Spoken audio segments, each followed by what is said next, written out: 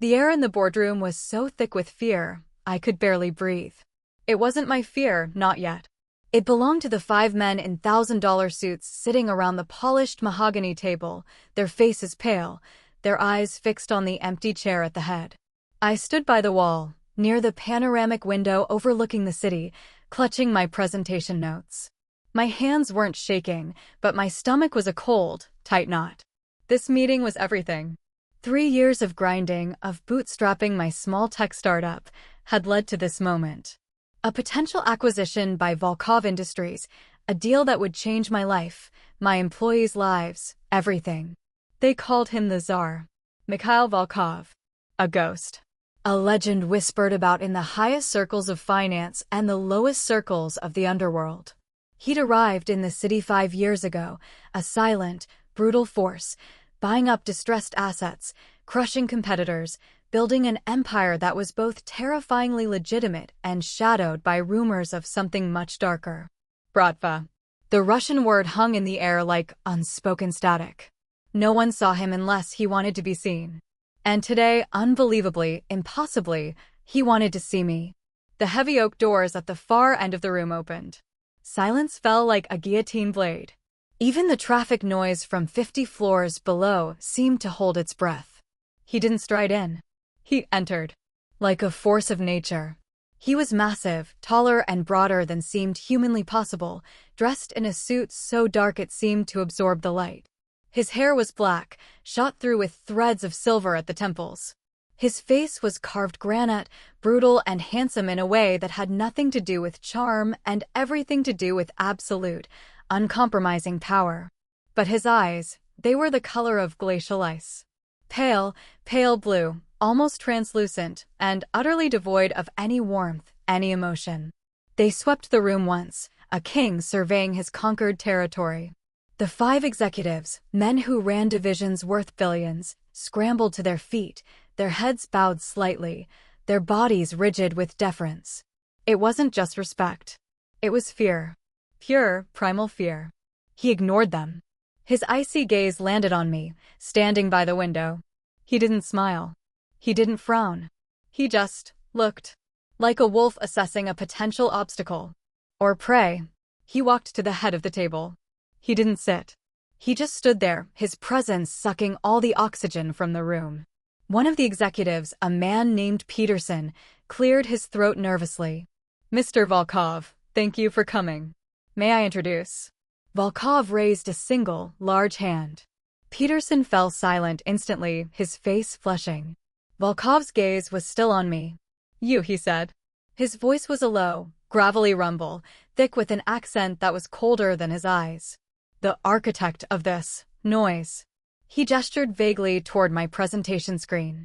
My name is Rlana Evanova, I said, my voice surprisingly steady, though my heart was trying to beat its way out of my chest. I'm the CEO of Sentinel Systems. I know who you are, he stated. He walked around the table, his steps measured, silent. He stopped directly in front of me. He was so close I had to crane my neck to look up at him. He smelled of cold air, expensive wool, and something else, something wild and dangerous. They tell me, he whispered, his voice for my ears only, that you are inconvenient. That you fight?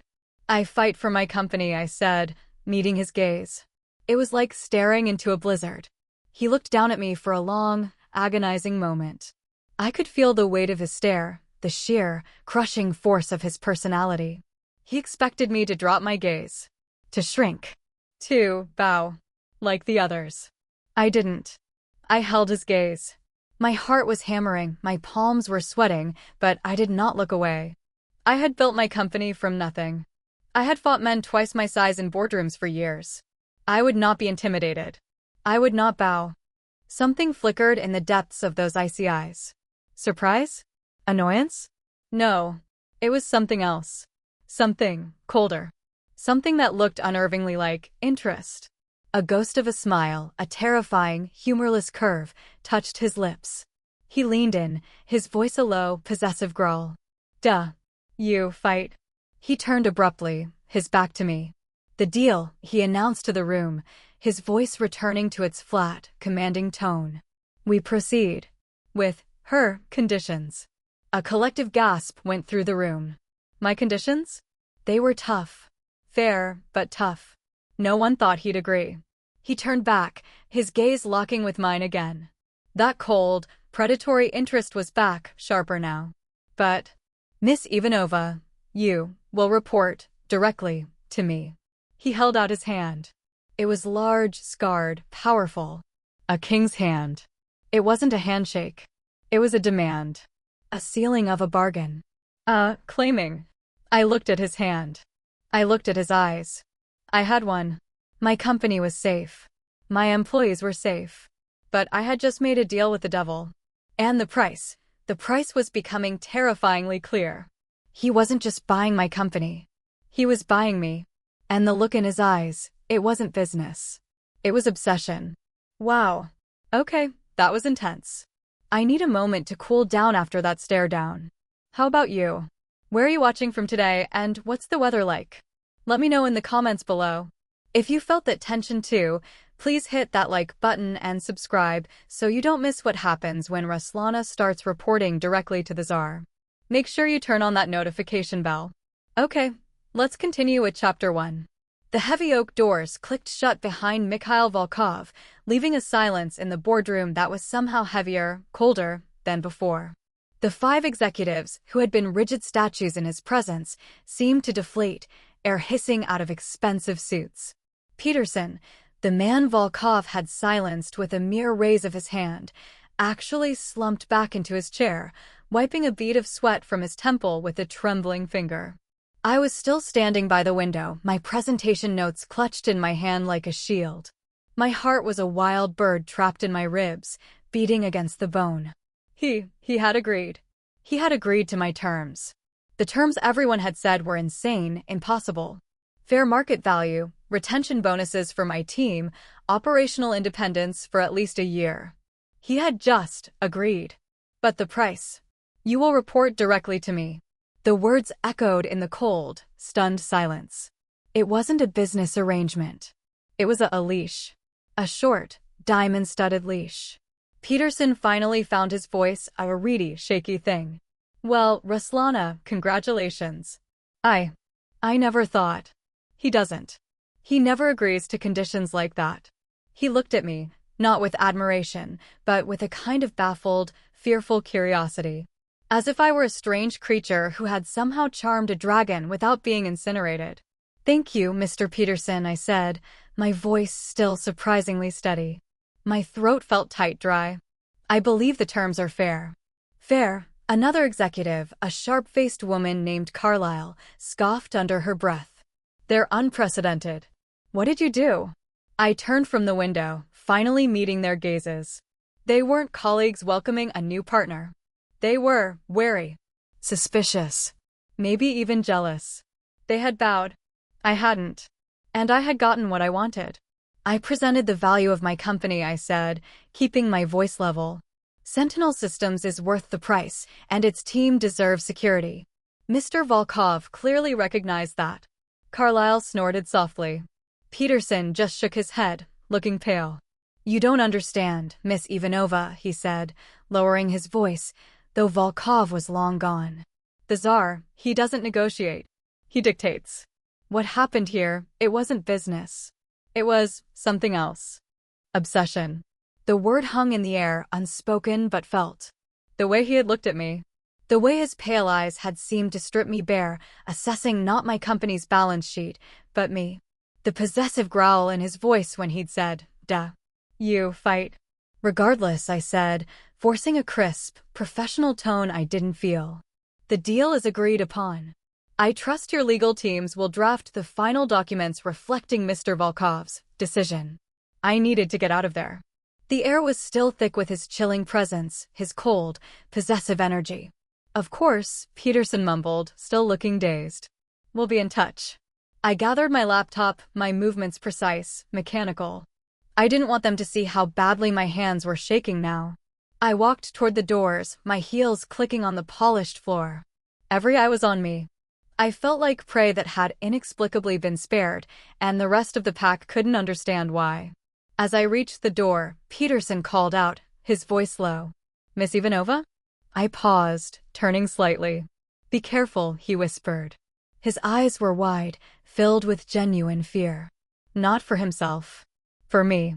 Reporting directly to him. It's not an honor. It's a target.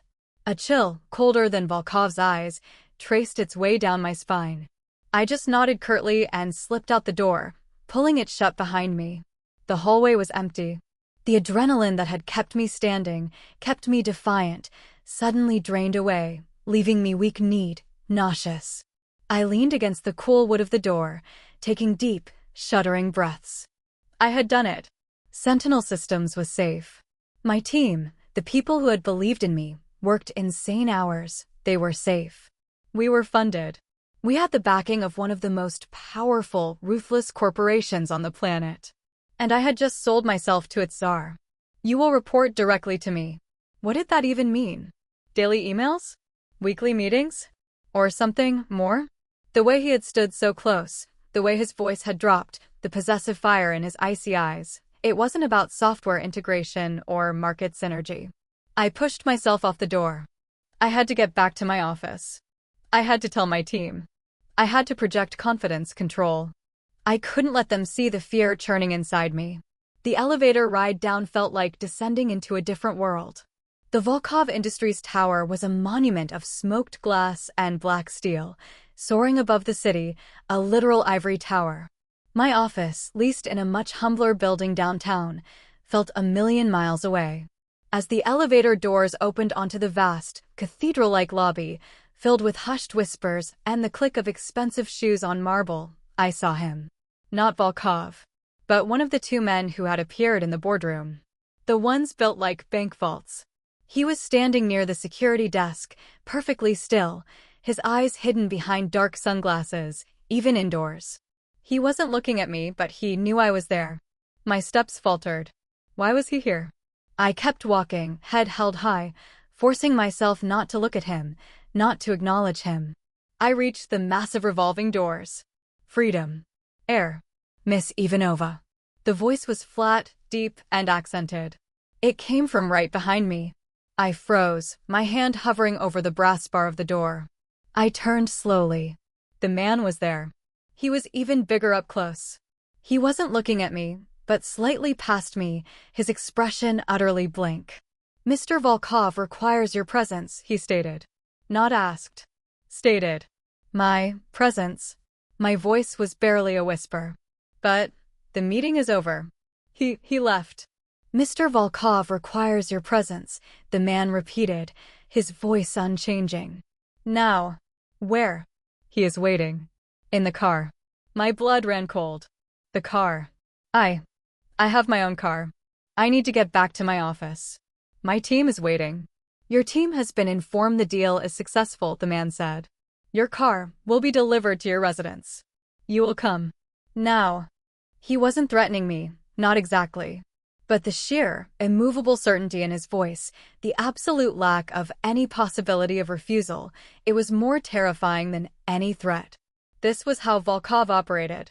Through silent, implacable force. He gestured with his chin toward the curb outside. Through the glass, I saw it. Not a limousine. Something worse. A black, custom-built SUV, low and menacing, with windows so dark they looked like polished obsidian. It didn't look like a car. It looked like a mobile vault.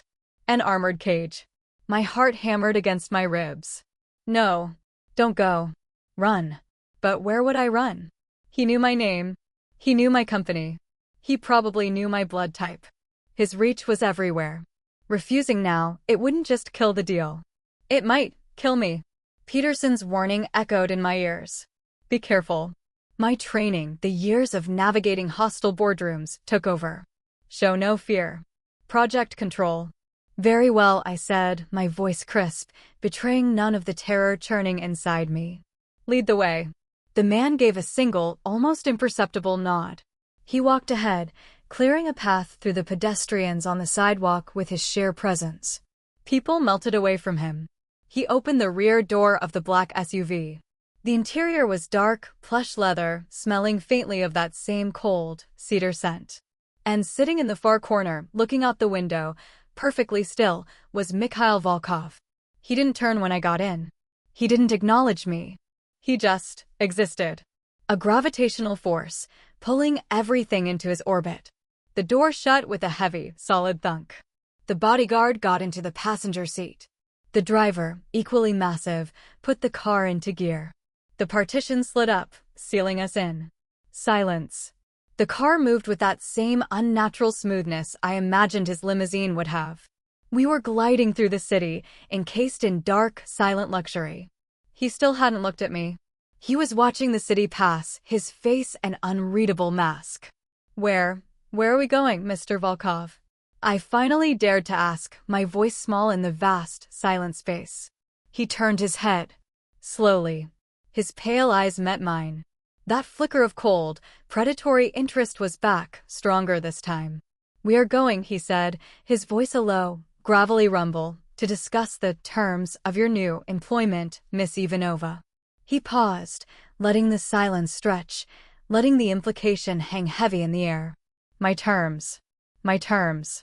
The words hung in the suffocating silence of the black SUV, heavier than the thick, tinted glass that sealed us off from the world.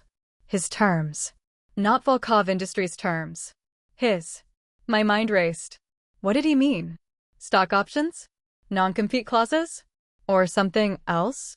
The way he was looking at me, his pale eyes holding mine, had nothing to do with corporate governance. It was the look of a collector assessing a rare, unwilling acquisition.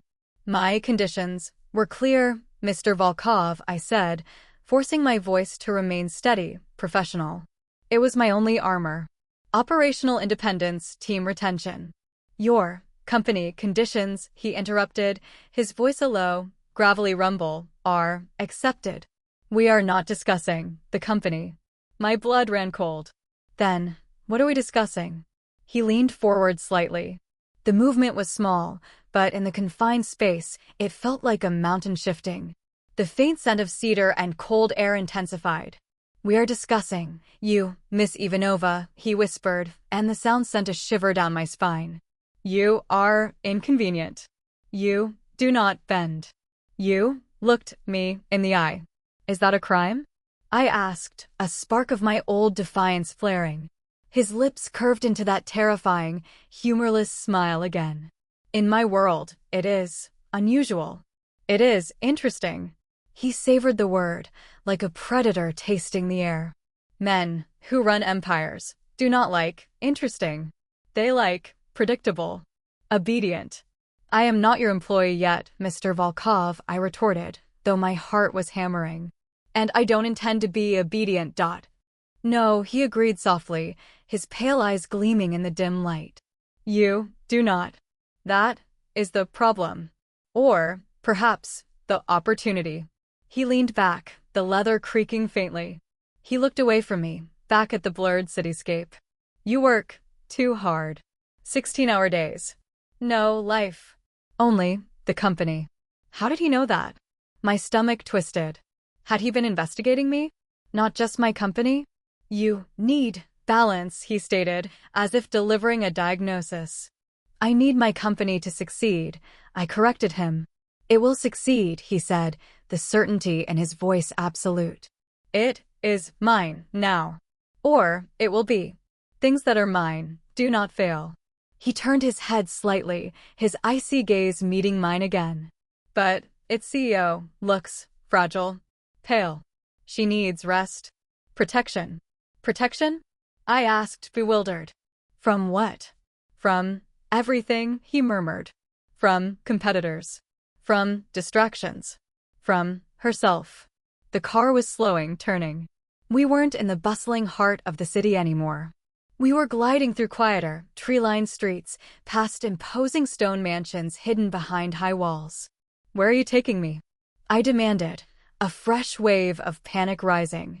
I am taking you, he said, his voice dropping, becoming almost intimate, to discuss my terms. In private. The SUV turned into a high, guarded gate, flanked by stone eagles. The gates swung open silently, revealing a long, winding driveway that led up to a house, no, a palace. It was a dark, stone fortress, perched on a hill overlooking the river, surrounded by acres of dark woods. It was magnificent, imposing, and utterly isolated. It looked like the home of a Bond villain.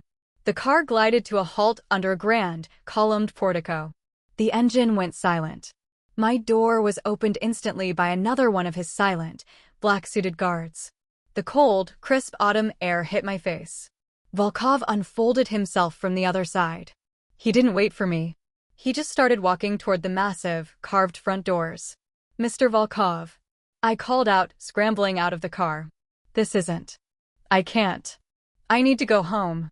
He stopped at the top of the wide stone steps, turning slowly. He looked down at me, his face shadowed, unreadable. "This," he said, his voice echoing slightly in the vast, silent space, "is home, Rlana." He used my first name. The intimacy of it, combined with the possessive declaration, was a physical blow. "My terms are simple," he continued, his voice a low, commanding rumble that carried across the distance between us. "You will live here, under my roof, under my protection. You will continue to run Sentinel systems. From here, you will report to me daily." I stared at him, speechless. "Live here? In this fortress? With him? That's insane." I finally choked out. That's not part of the deal. That's kidnapping." His expression didn't change. "It is the price for your defiance," he said softly. "The price for looking a Tsar in the eye. You wanted my attention, Miss Ivanova. Now you have it." He turned and walked through the massive front doors, which were opened for him by yet another silent guard. He disappeared into the darkness within, leaving me standing alone on the cold stone steps, under the shadow of his palace, with an impossible choice. Walk away, lose everything I had fought for, and face the unknown wrath of a man who did not tolerate being refused? Or walk into the gilded cage and become his? The choice. It wasn't a choice. Not really. Walk away? Back to what? My company was his. My life was his. He knew where I lived. He knew everything. Walking away wasn't freedom. It was suicide. A slower, colder kind. I looked at the house. The fortress. Dark, stone, silent, waiting. It was a cage. A vast, beautiful, terrifying cage. But cages, they kept things out. I took a breath. The cold autumn air, it burned my lungs. I started to walk up the stone steps, toward the darkness, toward him. The massive oak doors were still open. A slice of shadow. I stepped inside. The doors swung shut behind me, with a heavy final thud. The sound of a tomb being sealed. I was in. The inside was vast and silent. A cavern of shadow and echoes. The foyer was 2 stories high. A massive crystal chandelier hung like a frozen waterfall unlit. The floor was black, polished marble reflecting the dying light from the high windows like dark water. It wasn't a home. It was a mausoleum. Cold, perfect, empty, silent. He was there, Mikail Volov, standing in the center of the vast space. A statue of darkness. He watched me enter. His pale icy eyes, they gleamed in the gloom. He had known. He had known. I would come. Good, he rumbled. The sound echoed in the vast empty space. A woman appeared from the shadows. She hadn't walked. She just materialized. Old, thin, severe. Her gray hair pulled back so tight her skin was stretched. She wore a pristine black uniform. Her face was pinched, disapproving. She looked at me. Her dark, sharp eyes raked over my business suit, my shaking hands, my pale, terrified face. Her lips thinned. I was another inconvenience, another mess brought into her perfect silent world. Irina Volkov said. "Duh, господин," she replied. Her voice sharp, accented. He pointed at me. "Ona Ostanetsia. She will stay. The west wing. The suite with the balcony." He turned his gaze back to me. "Irina is my housekeeper. She will see to your needs. You will obey her. You will not cause trouble." He didn't wait for an answer. He turned and strode across the vast marble floor toward a massive sweeping staircase. He ascended into the shadows, disappeared, leaving me alone with Irina. The housekeeper looked at me. Her eyes were cold, hard, like chips of granite. So she snapped. "You are the new problem." I'm not a problem, I whispered. She scoffed. A short, ugly sound. "They all say that." She grabbed my arm. Her fingers thin, strong, like wire. "Idem. Come." She pulled me across the echoing foyer, down a long, dark, silent corridor, lined with closed doors. Portraits with dead eyes watched us pass. The silence was absolute. My footsteps echoed. Hers were silent. A ghost. She stopped at a pair of tall white doors. She pushed them open. "Here," she said. I stepped inside. It wasn't a room. It was an apartment.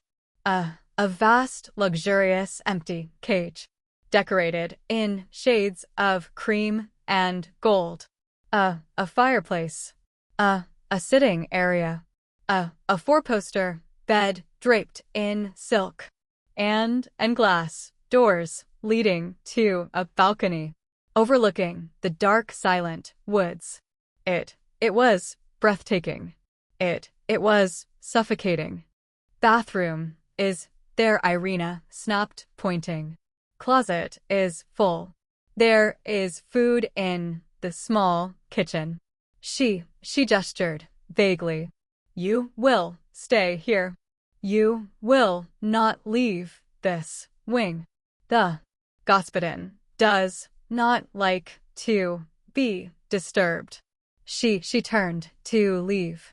"Wait." I cried. My things? My laptop? My phone?" Irina paused. She looked back at me.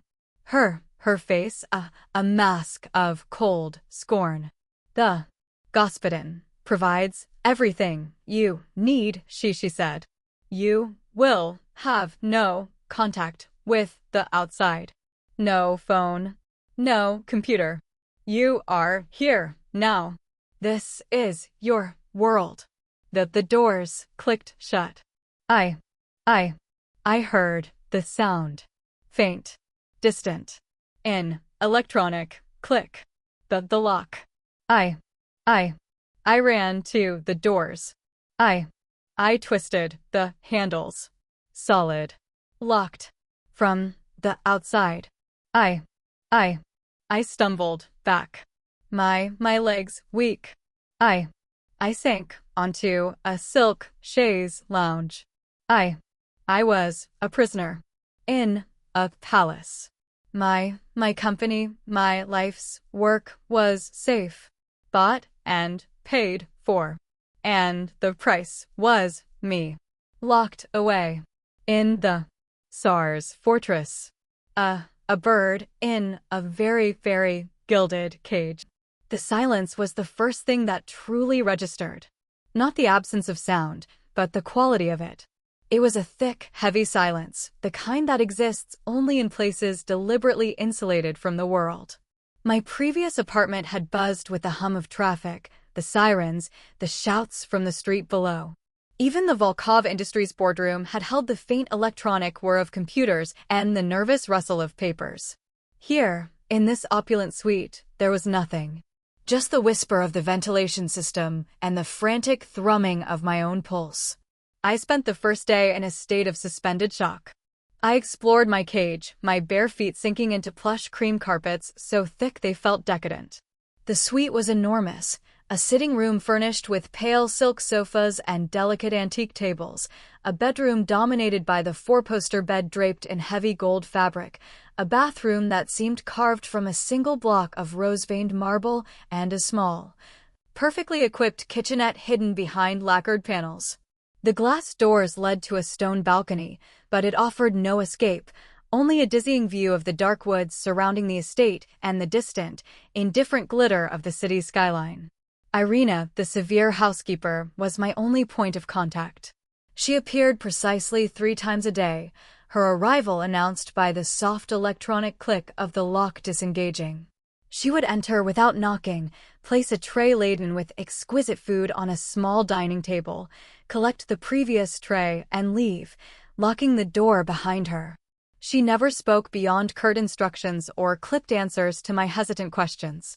Her disapproval was a palpable force, radiating from her stiff posture and the thin, tight line of her lips. I was an unwelcome stain on her perfect, silent world. The closet was, as she'd indicated, full. Not just with clothes, but with a curated identity. Simple, elegant pieces in shades of cream, gray, and black.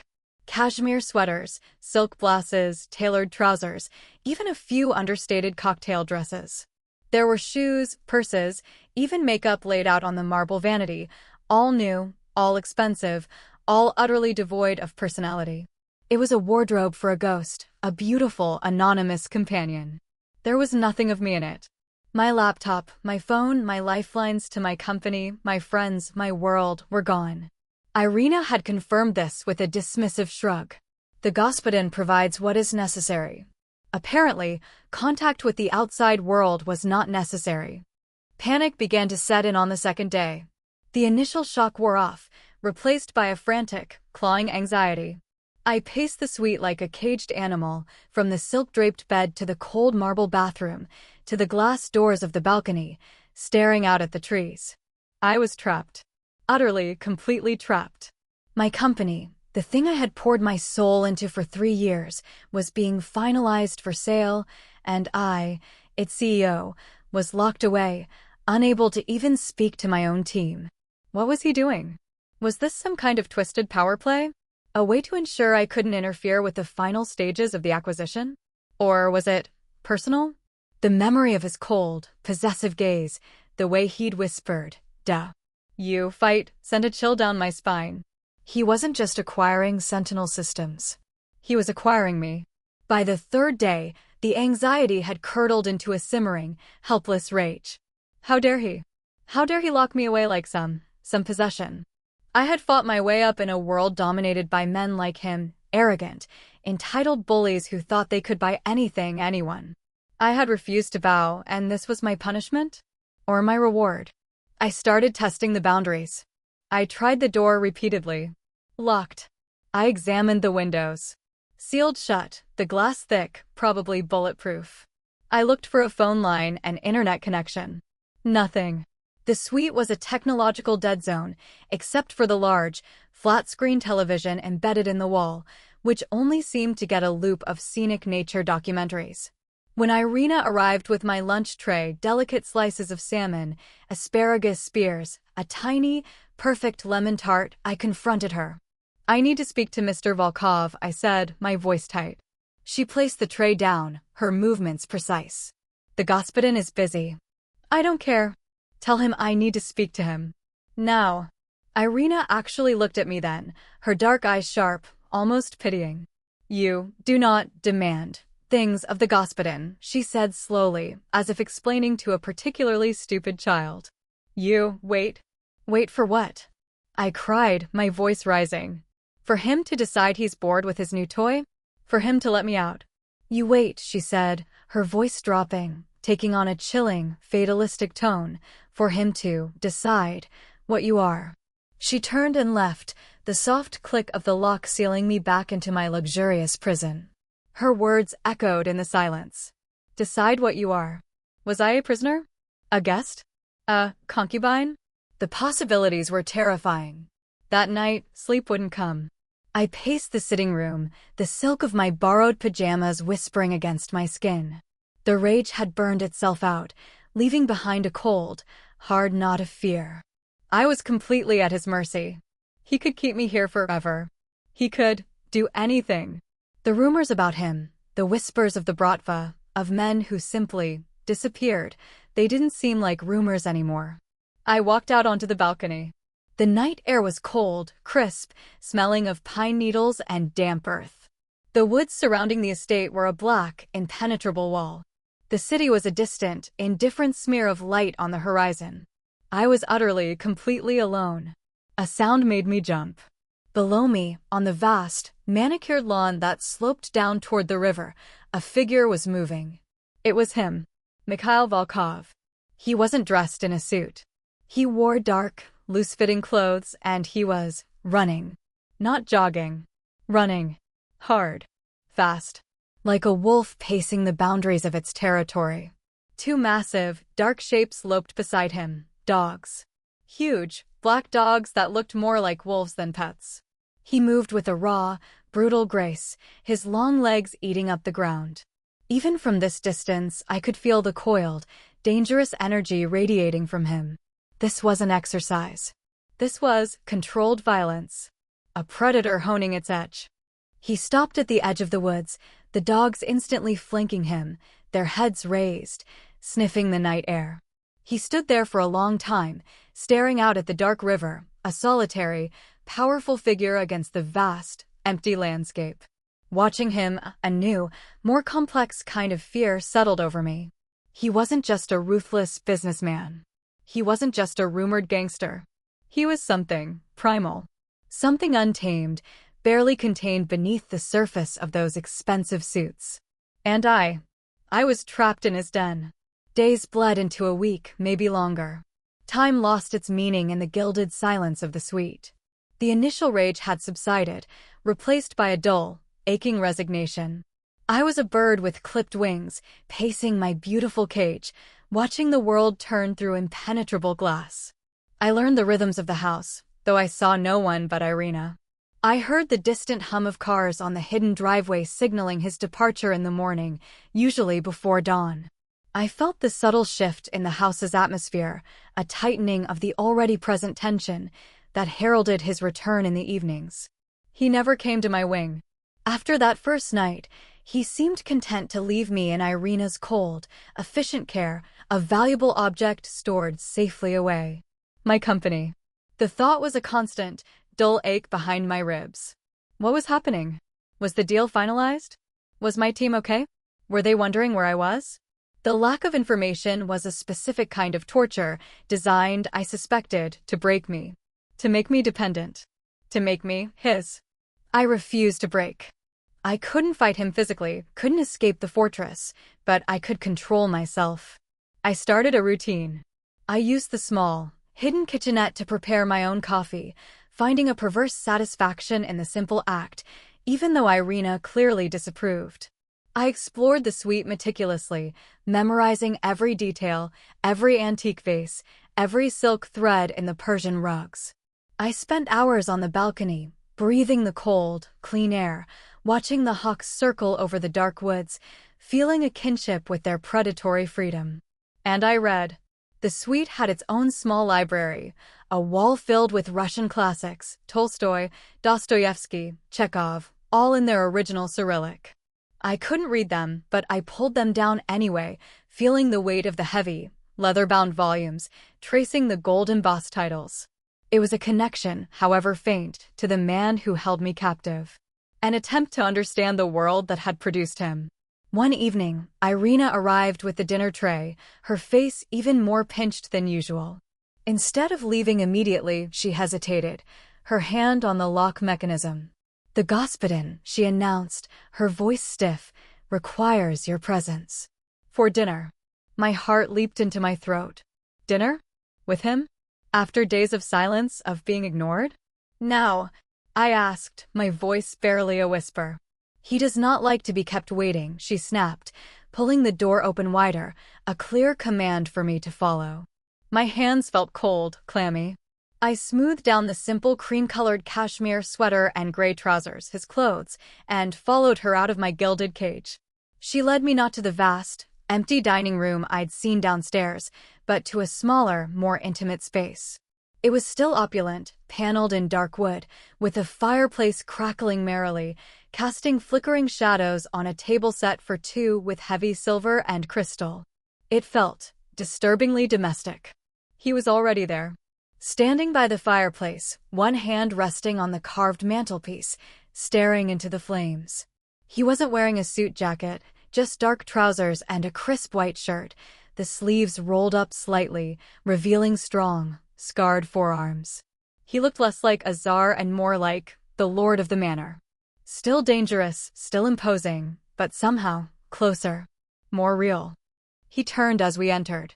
His pale eyes swept over me, a slow, assessing gaze that made me feel simultaneously stripped bare and intensely visible. He noted the clothes, my slightly flushed cheeks, the way my hands were clasped tightly in front of me. He gave Irina a curt nod. She bowed her head slightly and retreated, closing the doors silently behind her, leaving us alone. The only sound was the crackle of the fire. "Rlana," he said.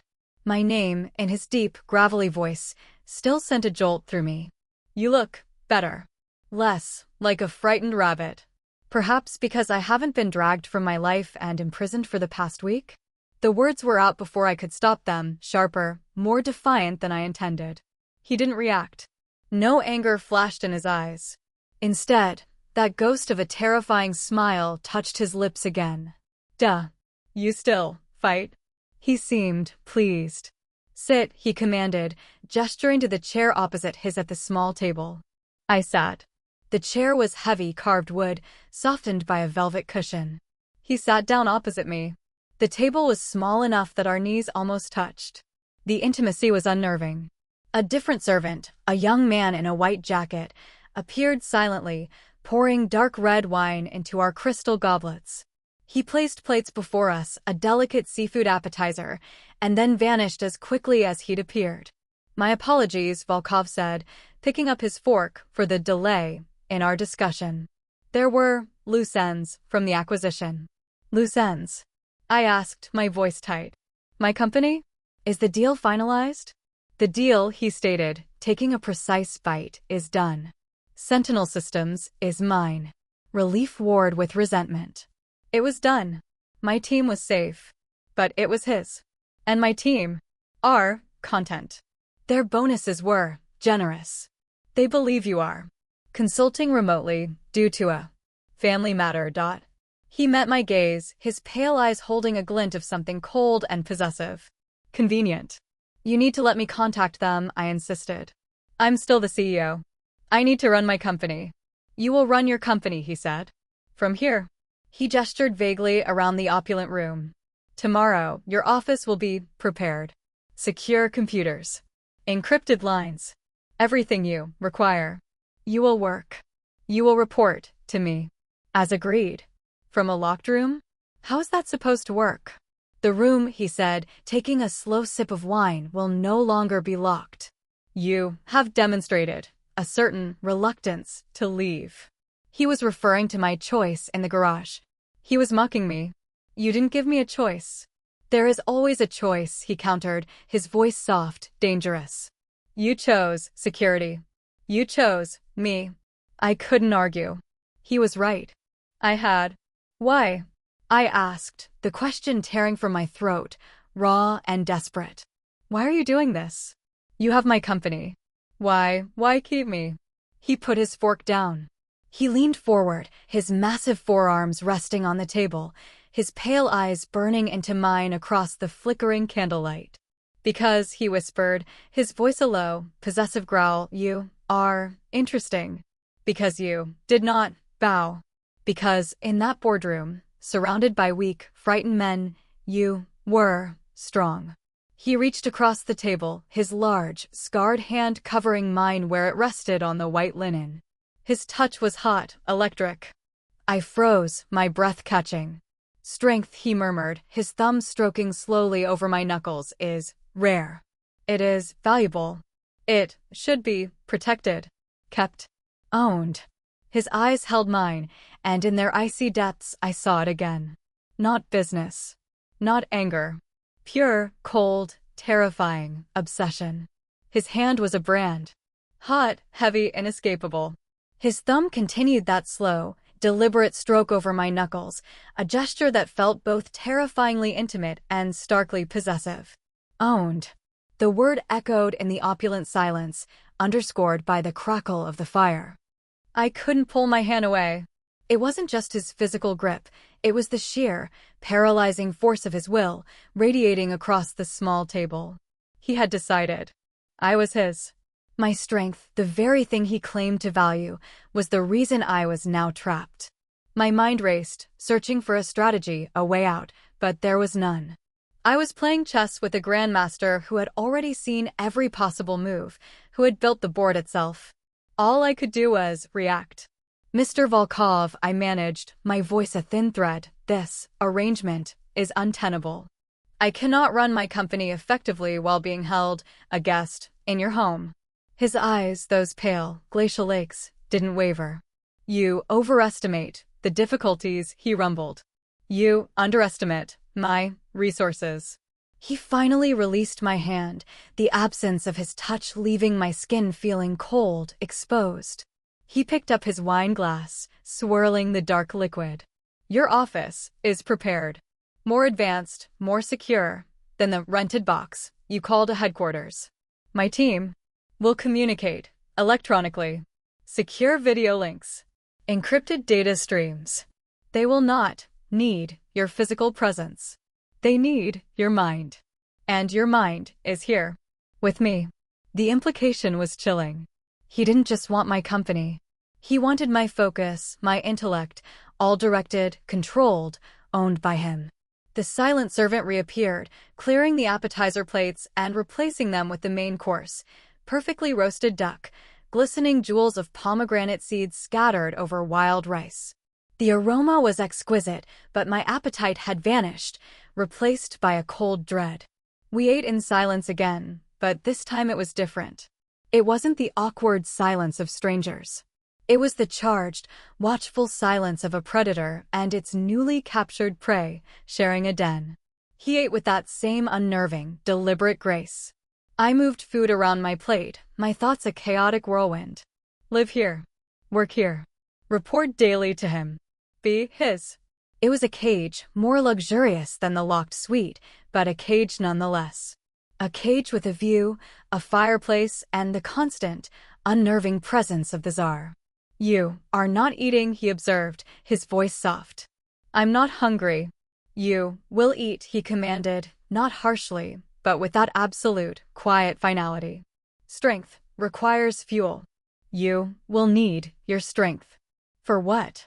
To run his company? Or to endure him? I forced myself to take a bite. The duck was perfectly cooked, meltingly tender, but it tasted like ash in my mouth. After the meal, which felt like an eternity, he stood. Come, he said. I will show you your new office. My heart hammered. This was it. The next stage of my captivity. I followed him out of the dining room, back into the vast, echoing silence of the main house. We didn't go downstairs. He led me up the massive, sweeping staircase, the runner a thick, blood-red carpet that muffled our steps. The upper level was a gallery, dark and lined with more imposing, dead-eyed portraits.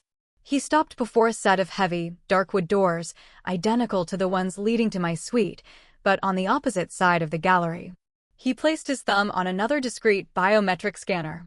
A soft click echoed in the silence. He pushed the doors open.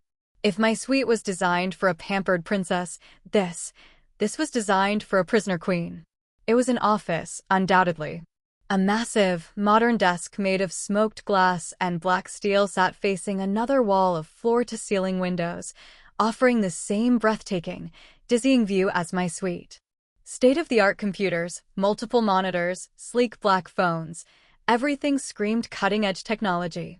Bookshelves lined one wall, but these weren't ancient classics. They were filled with contemporary business texts, technical manuals, market reports. But it wasn't just an office. Adjoining it, through an open archway, was a small, elegantly furnished sitting area, almost identical to the one in my suite, complete with a fireplace.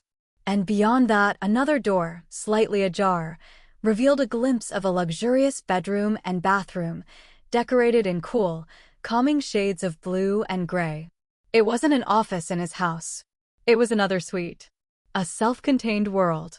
A workspace and living quarters combined. My personal office is across the gallery, he said, his voice a low rumble behind me. Close. Convenient. Convenient. For whom? For the CEO? Or for the Tsar who wanted to keep his new acquisition under constant surveillance? Everything is connected, he continued, gesturing to the technology. Secure lines. Faster than anything you had before. You can command your empire from this desk. My empire? Or his? Anne. I can leave. I asked, turning to face him, the question hanging heavy between us. He stood in the doorway, blocking most of the light from the gallery, a massive silhouette. You can work, he corrected me gently. You can eat. You can sleep. Here. You have everything you require. Except freedom, I whispered. That ghost of a smile touched his lips again. Freedom is an illusion. Security, control, these are real. And you have them. In abundance. He stepped fully into the room, walking past me to the massive desk. He ran his hand over the cool, smoked glass surface. Tomorrow, your work begins. You will show me why I paid so much for your noise. He turned, his pale eyes pinning me. And you will show me why I kept the architect.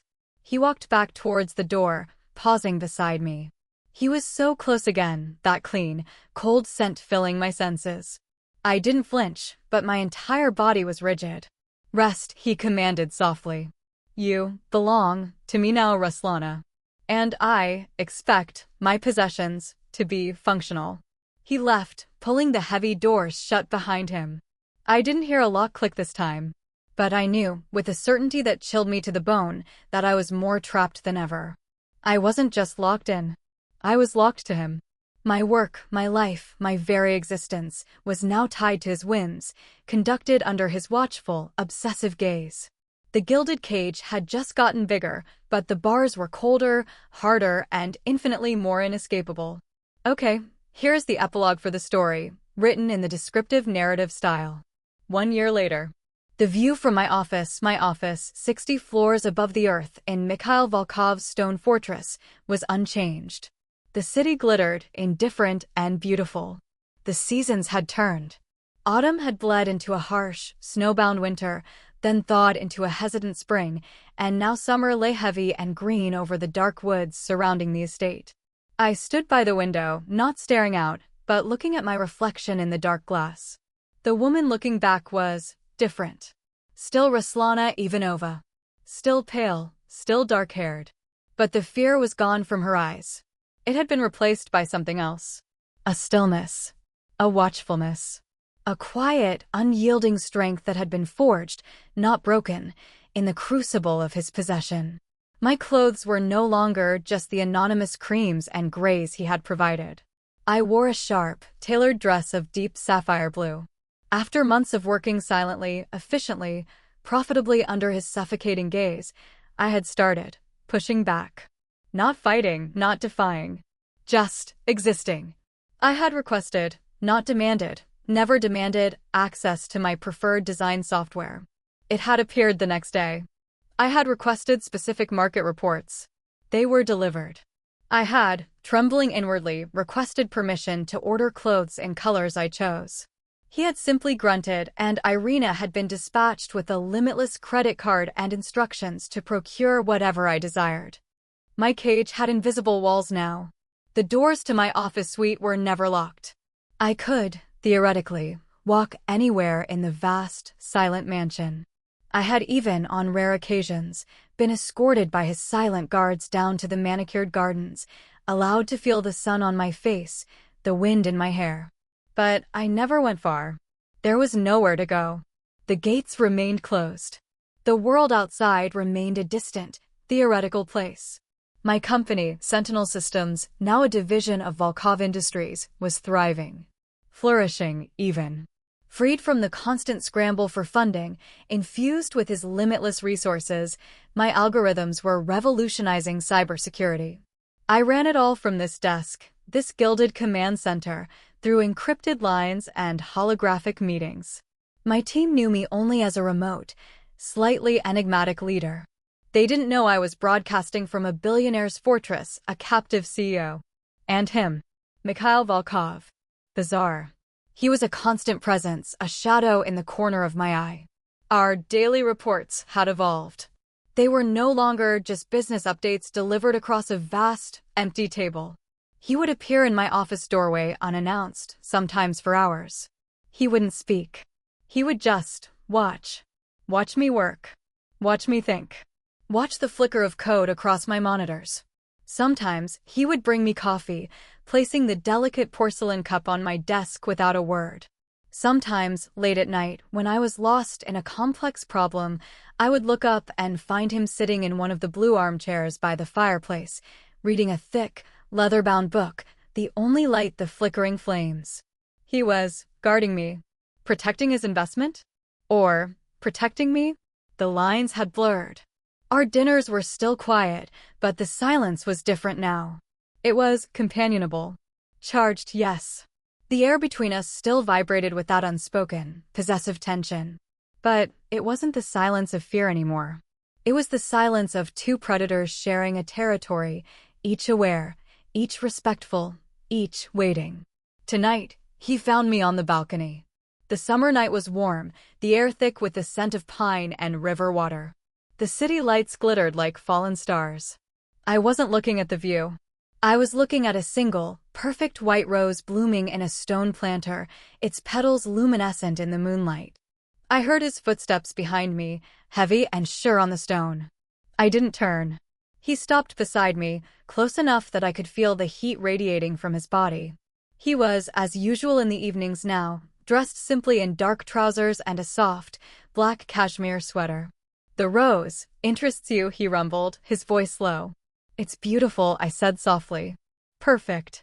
But it wouldn't survive a week outside these walls. Like me." He was silent for a long moment, looking not at the rose, but at me. "Perfection requires protection," he murmured. "It requires the right environment." "Or a cage," I countered, still looking at the rose. I felt his gaze sharpen. He moved, shifting slightly, until he was standing directly behind me, blocking the faint breeze. I could feel his chest, inches from my back.